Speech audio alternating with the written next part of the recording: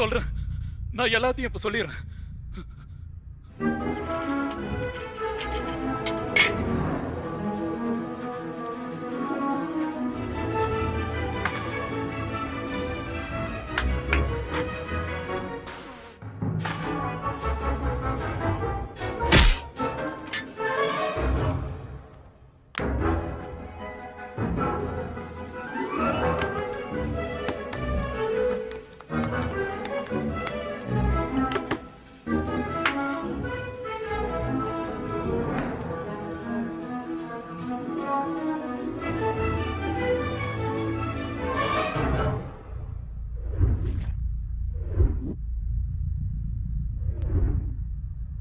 நாட்டுல கோடீஸ்வரனா இருக்கிற எத்தனையோ முட்டாளுங்க இருக்காங்க.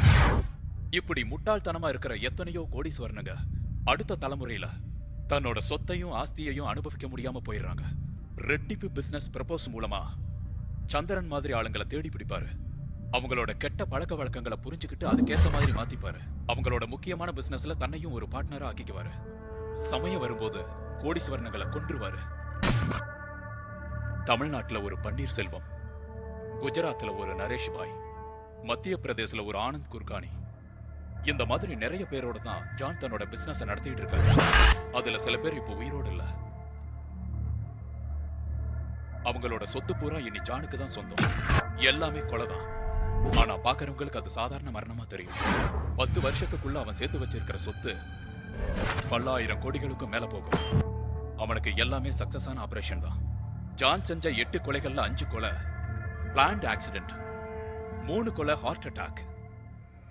அவங்கள மயக்கி எம்டி சிரஞ்சோட ஏர பிளட்ல ஏத்தி விட்டுருவாரு. 2-3 தடவை அப்படி செஞ்சா ஹார்ட் ஸ்ட்ரக் ஆகும், உயிரே போயிடும். பிசினஸ்ல ஏற்படுற டென்ஷன் அவரால் தாங்கிக்கவே முடியாது. கிடைக்கிற அந்த பிச்சை காசுக்காக இவர் கூட கூட்டு சேர்றதுக்காக எத்தனையோ பேர் வருவாங்க. அந்த மாதிரி ஜான் கடைசியா தேர்ந்தெடுத்ததுதான் சந்திரமோகன். அன்னைக்கு நாங்க சந்திரனை கொலை பண்ண ஒரு இடத்துல மறைஞ்சிருந்தோம்.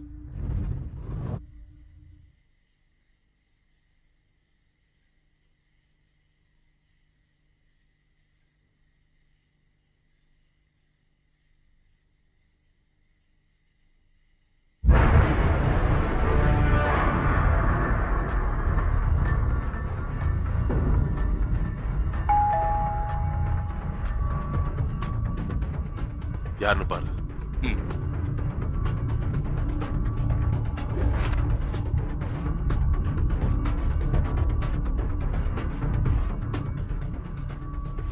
யாரோ வீட்டுக்குள்ள வந்திருக்காங்க. திருடனா இருப்பாங்கன்னு நினைக்கிறேன். அவங்க மேல இந்த பழி விழுந்துடும். அப்போ நமக்கு எந்த பிரச்சனையும் இல்லைன்னு சொல்லு. இந்த சந்திரமோகன் எப்படி செத்தாலும் கொலைப்பலி அவங்க மேலதான் விடும்.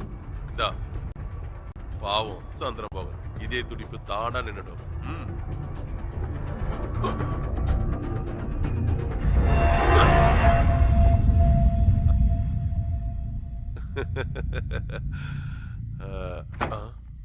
ஏய் வா வா சீக்கிரம் வா.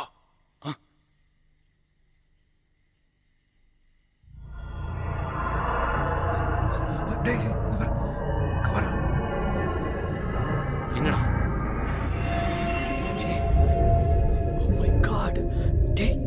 யாரோ இந்த ஆளை கொலை பண்ணிட்டாங்கடா. முடியல.